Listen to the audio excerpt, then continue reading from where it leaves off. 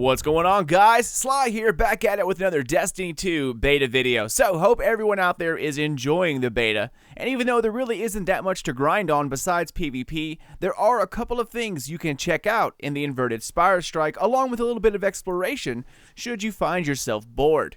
So, on Nessus, where the Inverted Spire strike takes place, we will of course have patrols. Now, just like in Destiny 1, you could be out on patrol or doing a quest, and then all of a sudden see 3 guardians transmat right next to you, and then they continue on about their business. Well, same thing happens here. In fact, if you hang around the strike long enough, you'll actually see the same thing happen.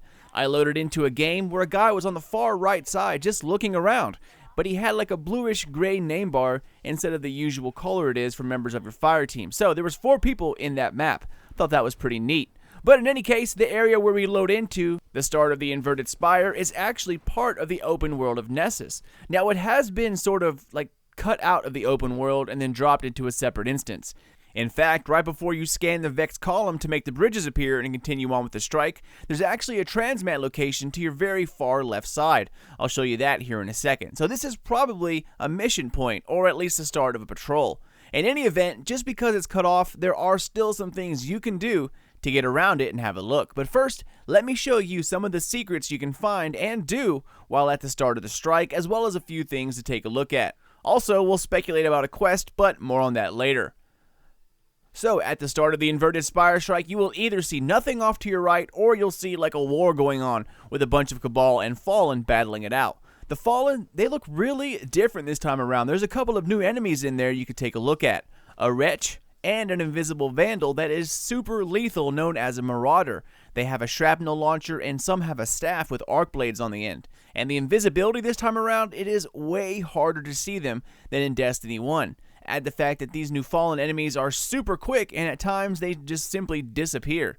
Captains, they're kind of funny. They look like hunchbacks for some reason, but I kind of like their old look better. They are a lot quicker and kind of sneaky. Hanging around at the start will give you a show of all these new enemies, along with Shanks, Servitors, Vandals, the whole package. So that's always something to take a look at. Now, if you head right over that kind of bridge-looking thing in front of you, there's part of an open world over there. You'll see a few Cabal gathering around, and if you look hard enough, you can see that you're actually on the trail to a lost sector. The first symbol is on your left-hand side after you cross over that Vex stream milk. Milk, yes, Vex milk. So even though something cool happens here, the first thing I wanted to show you all is what everyone thinks is a lost sector, or at least the entrance to it.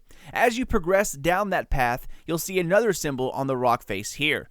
That's the symbol of a lost sector. If you keep heading in the direction with symbols behind you, you'll notice a staircase, and at the top of it is like a vault of glass type of door. So definitely some kind of powerful Vex lives inside here. You can glitch into the tower if you want to, but there's not much to see here except a path, and then you're stuck inside, so nothing really worth it. Now here is where speculation comes in. Once you're done, head back towards the start of the strike. There will be 5 Cabal Majors that are pretty beastly and at times hard to kill, especially with the Fallen behind your back and you're getting shot from both sides, so it's best to fight them on the other side where the Milk Creek was. Just watch out for the falling drop pods. If they land on you, it's over. Once you take care of all of those Cabal Majors, you'll see another Cabal called an Impact Centurion. After you kill that one, you'll see portals start to spawn by the large tree right in front of the second Lost Sector symbol. So head over there and you'll see 2 Quantum Hobgoblins, and at each portal there will be a group of even more enemies. So kill them and then jump in, and by the way, you have to kill them for the portal to activate. Even though it's there, it won't shoot you across, you'll just simply fall through it.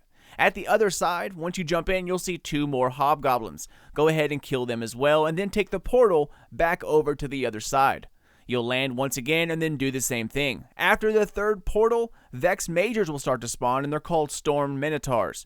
So after the next portal, kill the Vex Major and then keep taking the portals as you've just been doing. But from here on out, there will be increasingly more enemies after every launch. So the next time, you'll have Storm Minotaurs and a few Hobgoblins. After that, you'll have a Storm Minotaur and then 6 or 7 other adds. So every time you launch, there will be increasing amounts of enemies, always with the Storm Minotaur, and they are pretty hard to kill.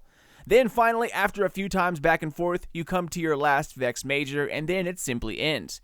If you didn't do this fast enough, the portals will actually despawn on you and then it's over. So this is definitely some kind of mini challenge, and I think the last enemy will end up dropping a key to allow you to open the door or at least start the next part of the quest. This is too, built into the world or in tune to simply be here for the beta. It does have a larger purpose, and so far, it points to opening the gate of the Lost Sector. Now, I played around this area and I couldn't find any other cue or hints as to what would keep it going. Now, sometimes the Fallen will actually kill the Cabal and start it for you. So once you spawn into the strike and you actually see the portals there by themselves, from what I've seen, that's why. Getting rid of all the majors and the final one, the Impact Centurion, actually triggers the event. Sometimes the Fallen will do that for you. So another thing you can do if you like to explore this area is to wait by the big Fallen Cabal War. After a while, or even while you're trying to get the portals to spawn, pikes will start to appear. Go ahead and kill them and hop on a pike. You can actually take these pikes across the large Vex milk lakes without getting hurt. Now, it does take away a little health initially, but after that, nothing happens to you. You can safely zip around and check everything out. A word of warning though, if you get off a pike and try to climb a structure that's next to like an invisible wall, sometimes it will glitch out your Warlock Rift. Now, you can still put it down, but it no longer heals anymore, like ever. So far, I've went back to orbit, played multiple Crucible games, and it still hasn't reset. I'm about to delete my Warlock and try it again. So, just a quick word of warning. Alright, and here's the final thing you guys can do to check out more of Nessus. Now, so far, I've only been able to figure this out on a Warlock. Also, by the way, Bungie, if you're watching this, the mid-air dodge you guys gave the Warlock is absolutely one of the best things you've ever done. So, once you spawn into the strike, head towards the far left side, away from the Cabal fight. Left of where you scan the Vex column, and head towards the very top where that transmat zone is that I talked about earlier. If you notice, take a look at some of these walls and paths. They actually lead right into a wall, and they kind of look out of place, different textures, etc. These are only here to block us from looking around, and that, of course, makes us want to look even harder. So head to the very, very top by the transmat zone, and you'll notice a ledge to your far left. Make sure you have your super ready. So run off the ledge and glide as far as you can. Once you're as far as you can go and you actually start, gliding downwards, activate your super and then use your mid-air dodge. Super fun and very easy to do.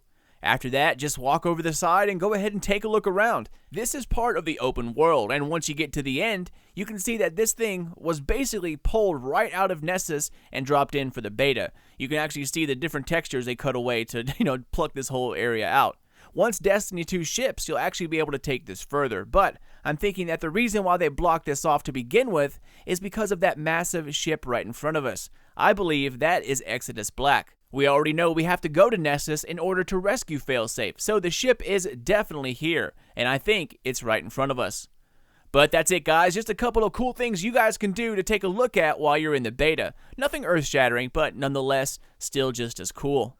Alright, well that's it for me, Guardians. As always, thank you all so much for watching and for supporting the channel. If you're new to Sly Nation, hope you enjoyed it and hope you become part of the nation. There will be plenty of D2 content in the months and weeks to come, so stick around and hope to see you all in the next one. Feel free to say hi and check me out on Twitter or Facebook. Sly Nation Gaming. Keep those eyes peeled for more D2 content in the very near future. But until then, this is your boy Sly. Later, guys.